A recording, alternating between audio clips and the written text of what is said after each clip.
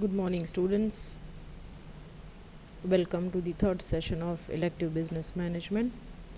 Now it's time to discuss the methods of demand forecasting.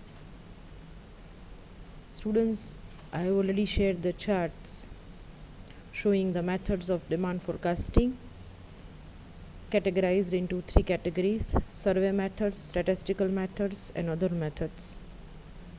If you consider the survey methods, it is bifurcated into two types: survey of buyer's intention and survey of sales force. Statistical method covering trend projections methods or time series, barometric techniques, or simultaneous equation methods. Other methods: expert opinion method, test marketing, control experiments, and judgmental approach. Now students, some of the methods will be covering in the textbook that is given through the library to you. Even I have already covered all the methods here, the methods that is shown in the chart. So we'll discuss one by one. Few of the methods I'll discuss in the session, and in upcoming sessions several methods we'll discuss. The first is the executive judgment method. For these students, this method is already available in the textbook. You can refer page number 75 where the method is available. Just I am explaining the method. Now the name itself suggests executive judgment method. Yes, students, the opinions are short from the executives of different disciplines of the organization, say for example marketing, finance, production, and according to the opinions of these executives, estimates for future demands are made, and this is a process of combining, averaging, and evaluating. Why? Because ultimately all these executives they come together in the meeting, they do the communication, and the opinions of, it may happen that the opinions of different executives is different. So these executives may talk to the customers, dealers, and other relevant sources. They have their own data. They refer the published reports and other sources. They'll ask the salesman officers too, and then after they may discuss jointly and pull their estimates according to the knowledge and experience of them, and they'll come to the conclusion or arrive at a round estimate of the sales. So at that time, if the opinion of one person is different than another one, so they do the averaging, they make the round estimate, they evaluate each and every opinions, and finally the top executives come to the conclusion of a particular demand or sales figures. Now students, this method is risky because ultimately this method lacks a scientific validity. There is no calculation here. Only the estimate is subjective or biased because human being are deciding about the sales for the future, and so it may happen the opinion of one person is different than the another one. So it is just a non-scientific method. It is not a scientific method where there is no conclusion and there is a possibility of bias, judgment, or a prejudice in just estimating the sales or the demand of the organization. Now every method has its own advantages and disadvantages. If we consider these methods, students, advantages are, this method is just forecasting based on the analysis and opinions of the top executive. So this is a easy and a simple method. This is a speedy method. There is no calculation required for this method. Only the executive need to come together, conduct a meeting, and they can decide the demand and they can estimate the demand of the future. So no need for the elaborate statistics, no calculation is required.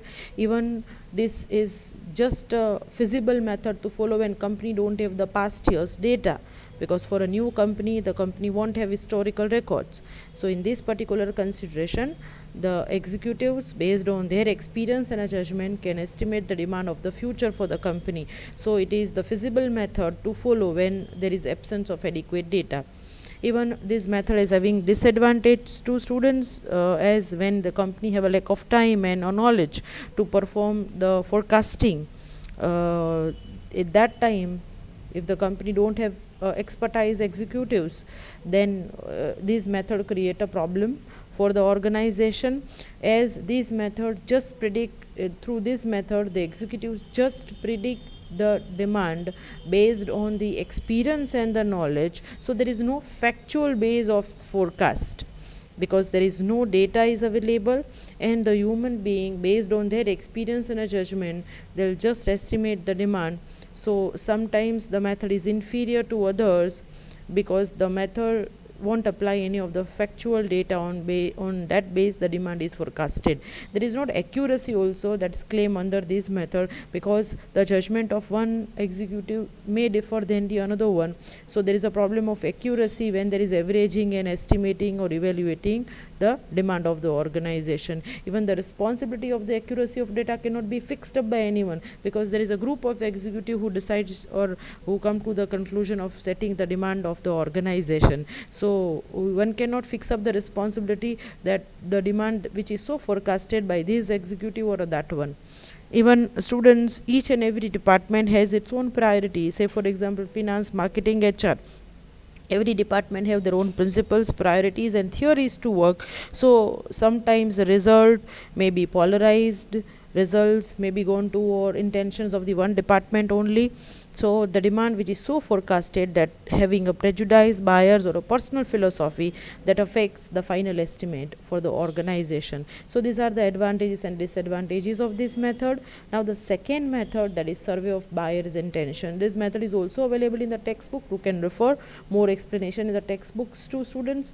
Now this particular method is pure a scientific method, where because the estimate which is based totally on the buyer's intention survey. So whosoever the potential customers of the organization, from them the survey is being undertaken. They are asked, questionnaire is filled up, and finally based on their intention, based on their judgment, the demand which is so forecasted. And so this is a short term method of knowing and estimating consumers demand.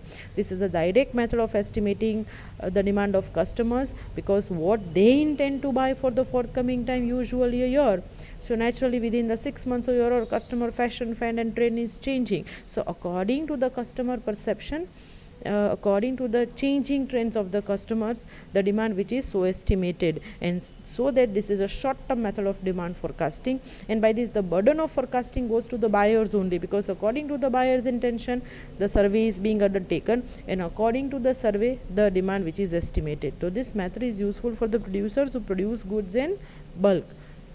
Students, that you need to note that estimate should not entirely depend upon it, because this method does not hold good for household consumers, specifically for industrial products, because when you talk about the household consumers, they are many in numbers and the trend is changing very frequently. So mostly this method is more suitable for predicting the demand for the industrial products.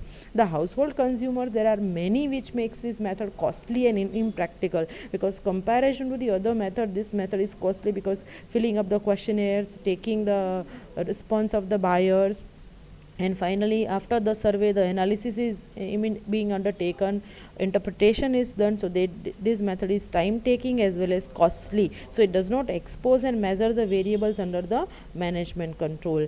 Now if we look at the merits of this method, students, this method is more reliable and relevant, because the information which is so collected based on the factual survey, if it is undertaken, so this method is more suitable for the industrial products specifically, as well as it is highly effective when the organization want to go for short term forecasting. Even this method is proved effective when customers state their intention very clearly. If the company is getting the very reliable data, this method is very good method to predict or estimate the demand of the future. Now as like I have discussed already in the paragraph, students, this method is having their own demerits, because it is applicable only for the short term forecasting. It is an expensive method, it is a costly method, it is a time taking method. So if the consumers may not express their intention clearly or may not behave as per the intention expressed, then there is a problem of reliability of the data in this particular method. In case if the consumers are highly scattered, distributed or spread over different areas, it is very tough to get the intention of all the buyers, and the questionnaire is that whether they will fill up the question and return it timely or not, because some certain times poor response rate, that is a major problem in this kind of the method.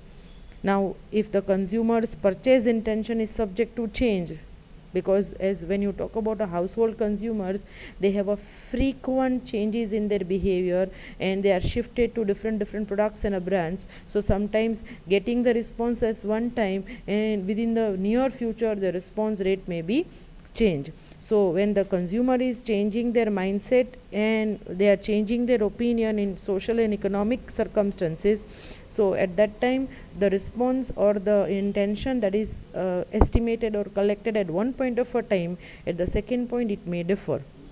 Even the selection of a sample of a potential consumers, it is very much tedious and lethargic work that the company or the executive should have to follow, because the company have a thousands of customers. Out of these many customers, which customers are selected as a sample or a potential customer to be asked. So for a company, collecting the responses and limitations of the sampling become the limitations of the same method, students. So these two methods have covered here, students. The others will discuss afterwards. Thank you all.